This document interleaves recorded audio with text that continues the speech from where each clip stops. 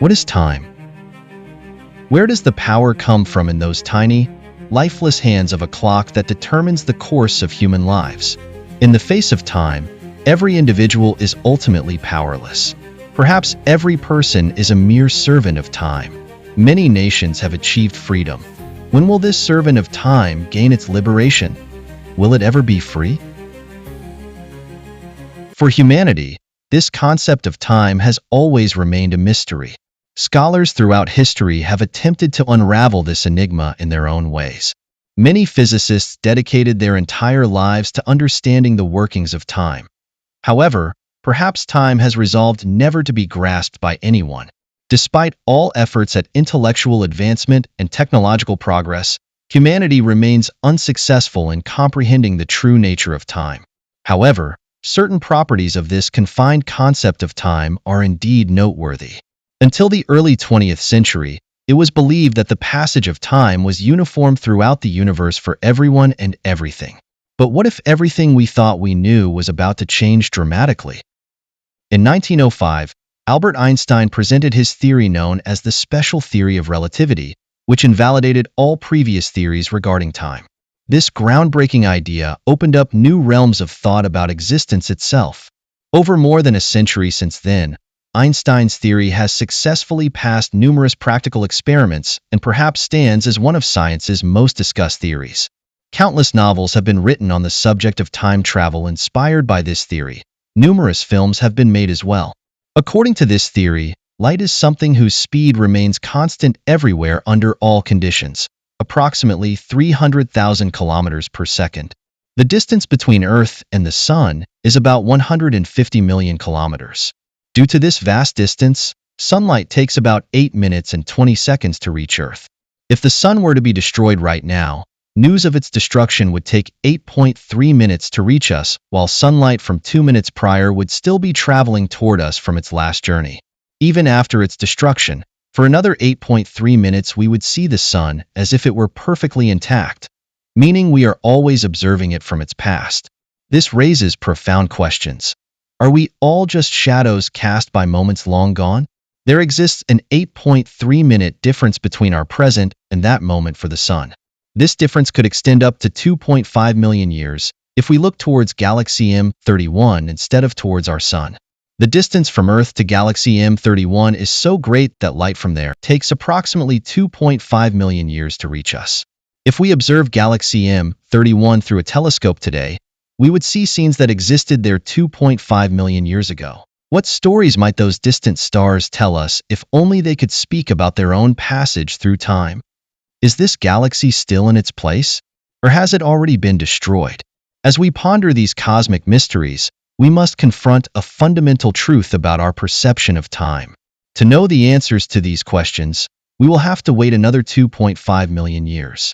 In short, we are always viewing celestial bodies in their past. The farther we look into the sky, the further back in time our gaze travels. Meanwhile, the limited speed of light also has some interesting effects on time. There is a star located approximately 74 light-years away from Earth, known as SETI 84. For a moment, consider what a person on that star would see if they observed Earth through a telescope. That individual would be looking at Earth's past, specifically scenes from about 74 years ago. If it is currently the year 2020 on Earth, then the person on SETI 84 would see landscapes from around 1946. From that person's perspective, Pakistan may not even exist yet. They might even think you have not been born yet. If a person on SETI 84 continues to observe Earth, it would be entirely possible for them to witness every moment of your life as it has passed. This raises profound questions about identity and existence across time. This means your past, every moment of your life, is still present. It has not been lost anywhere. For someone else, you might still be perceived as a 4-year-old child who is perhaps stubbornly refusing to go to school today. According to Einstein's theory, there is no real division between the past, present, and future in time. These three aspects of time exist simultaneously, much like the frames on a DVD. The entire film is always present on the DVD. It is we who watch this film moment by moment. Some scenes become our past while others represent the future. Similarly, time itself exists in its entirety. Our past, present, and future are always present. We are merely passing through this time. However, with the scenes on a DVD, we can fast forward or rewind at will. We can even pause at any desired scene. If time is like the frames on a DVD, could it be possible for us to travel forward or backward through time at our discretion? If our past remains present, can we return to it? Can we know our future in advance? Can we stop the flow of time? And can we conquer time? According to Einstein's theories, both special and general theory of relativity, the answer to all these questions is yes. At least theoretically, deceiving time is indeed possible. These theories suggest that the rate of time passing in the universe is not uniform for everything everywhere. Gravity and speed are two factors that can either slow down or speed up the passage of time for any object. Increased gravity slows down the rate of time, while an increase in an object's speed results in a decrease in the rate at which time passes for that object. Due to variations in these two factors, the passage of time can differ for various individuals in everyday life. However, this difference is so minimal that it becomes practically impossible for us to perceive it in real life. Nonetheless, this change in the rate of time can be demonstrated using atomic clocks, and indeed has been demonstrated. If you take two atomic clocks and place one on Earth while suspending the other 10 meters above ground level in air, the clock on Earth will show a slower passage of time compared to the one above because gravity is inherently stronger closer to Earth.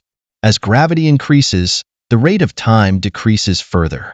Similarly, if you keep one atomic clock stationary while moving another at high speed, the moving clock will experience a relatively slower passage of time. Thus, if you wish to conquer time and gain freedom from its servitude, or if you want to return to your own past, this task is quite simple. The scientific theories are always available for your service. You could embark on your journey aboard a fast-moving spacecraft. As your speed increases, the passage of time will slow down for you until there comes a point when time becomes completely stationary for you. You will be free from its constraints. However, achieving this requires traveling at light speed. If you continue traveling at light speed indefinitely, you could remain there forever. If your speed exceeds that of light at any point, then time will begin moving again for you. You will start traveling back into your own past. If you wish not to travel back but instead forward into the future, take your spacecraft close to a black hole and orbit around it for a year.